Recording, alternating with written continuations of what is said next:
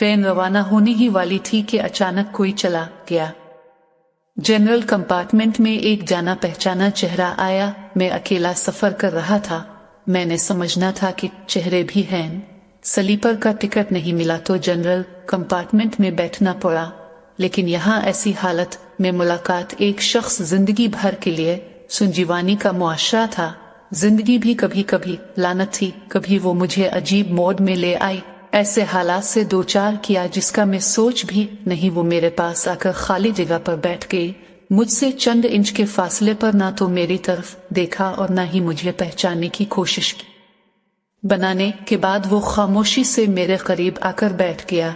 बाहर मानसून की बूंदाबांदी थी, इसीलिए वो भी चला गया वहां था, लेकिन इतना नहीं। फिर जब वो अपना शीशा निकालकर मोबाइल में गई तो मैंने जल्दी से साड़ी का पल्लू सर पर रखा और बालों में कंघी की। काफी दिन हो गए थे, मेरे बाल ज्यादा सफेद नहीं थे मेरे सर पर, मगर चंद एक जरूर थे कि गौर से देखें तो नजर आ जाएगा। मैं उठा और बाथरूम गया।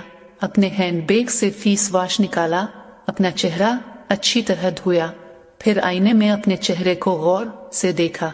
मुझे ये पसंद नहीं आया, लेकिन एक अजीब सा चेहरा बनाया। मैंने शक्शा को वापस अंदर डाल दिया। बैग उठाकर वापस आकर अपनी जगह पर बैठ गए, लेकिन वो साहब मेरी खिड़की से वो खुद बैग चेक कर के खिड़की के पास बैठ गया। मुझे पूरी तरह ना देखो, मेरे बगैर देखो। मैंने सॉरी कहा तो मैं भागने लगा और पसीना आने लगा। मुझे थोड़ा सा ठंडा होने दो, फिर मैं अपनी जगह बैठ जाऊंगा। फिर इसने मेरी ख्वाहिश अपने मोबाइल में टाइप की। जानने कोशिश भी नहीं की। मुझे हमेशा उसके बारे में ये बात बुरी लगती थी, फिर भी न जाने इसमें क्या था कि आज तक मैंने इसे कभी नहीं बुलाया। ये वो चीज थी जिसे मैं 10 साल में भूल गया। मैंने सोचा कि शायद मैंने आज तक नहीं देखा। थोड़ा पहचाना मैं मोती बन गया हूँ, शायद इसीलिए ना पहचाना मैं उदास हो गया। शेख में जिंदगी में कभी नहीं भूला, उसे याद भी नहीं मेरा। मुझे यकीन नहीं आता कि ख्वातीन और लड़कियों को तैराकी की ये आदत होती है, लेकिन मुझे ये भी नहीं मालूम कि मैं शादीशुदा हूँ। मैं शादीशुदा हूँ और जानता हूँ कि इसके साथ कैसे रहना है। ये मुश्किल है, लेकिन इसका यह मतलब नहीं कि आप अपनी सोचों को तर्क करके अपने ख्वाबों को जियो। और मेरी ख्वाहिश थी कि इसके साथ कुछ पाल खोलो और गुजरा का माहौल दोस्ताना हो, लेकिन अगर ये सच है तो आज वही शख्स मेरे पास बैठा जिससे मैं स्कूल के जमाने से ही अपने दिल में प्यार करता था। मैंने सोशल मीडिया पर सिर्फ इसके सारे अकाउंट्स रखे थे, इसकी हर नज्म छप छप कर देखता था। जब मैंने कॉलेज छोड़ा तो मेरी शादी हो गई और उसने फौज में शमूलियत इख्तियार कर ली। फिर उसमें शादी हो गई। जब भी गांव जाता इसकी तमाम खबरें लेकर आता। जिंदगी यूं ही चलती रही। आधे घंटे से ज्यादा हो गया उसे खिड़की के पास बैठा अपने मोबाइल पर आराम से बैठा था। मुझे लगा जैसे दूर देखूं। मैंने मुंह भी नहीं उठाया। कभी मैं अपने मोबाइल की तरफ देखता हूं और कभी उसकी तरफ। सोशल मीडिया पर इसके अकाउंट्स खोलने की कोशिश करें, तस्वीर मिली जली थी। यकीनन वही थी, इसमें कोई शक नहीं। वैसे भी हम ख्वातीन में ये ताकत है कि शनाख्त में कभी धोखे ना दे। मैं सिर्फ पहलू बदलता रहा और फिर अचानक रुक गया। मैं सबसे अपने टिकट के बारे में पूछ रहा था। मैंने इसे दिखाया तो इसने कहा नहीं। जल्दी से जवाब नहीं दिया, मेरी तरफ देखने लगा। मुझे कुछ समझ नहीं आया।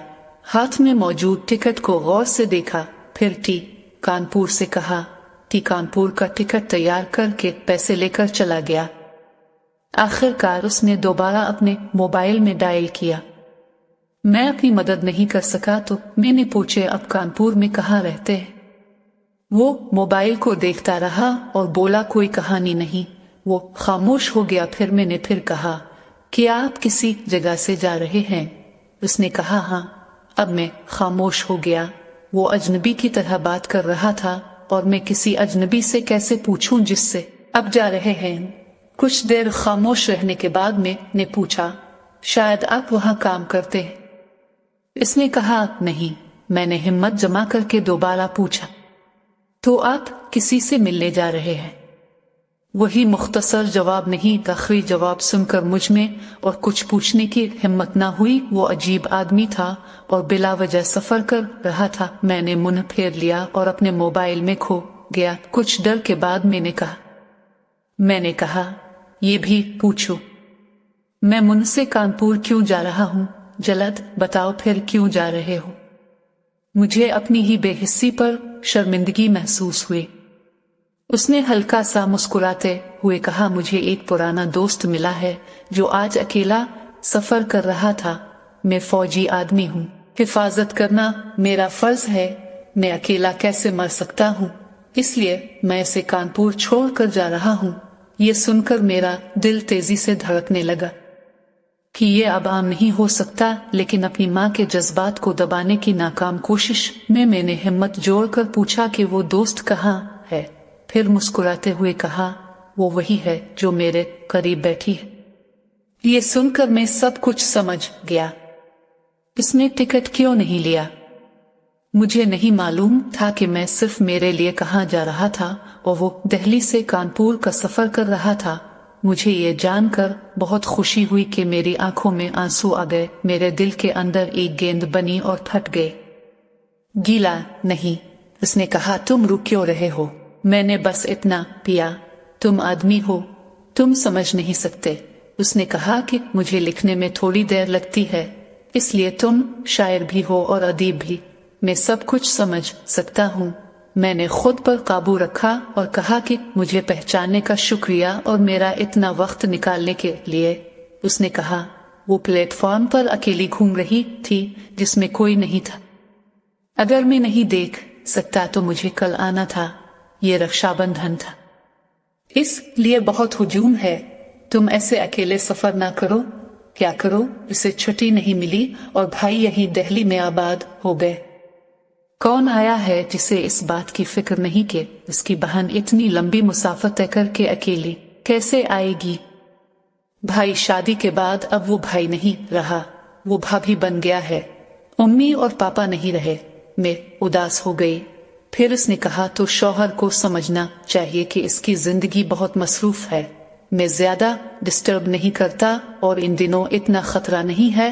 मैं अकेला सफर कर रहा हूँ। तुम बताओ कैसी हो? मैं ठीक हूँ, जिंदगी गुजर रही है। क्या तुमने मुझे याद किया? क्या मैंने हिम्मत की के बाद पूछा। आपने कुछ नहीं कहा तो मैंने फिर माजरत की।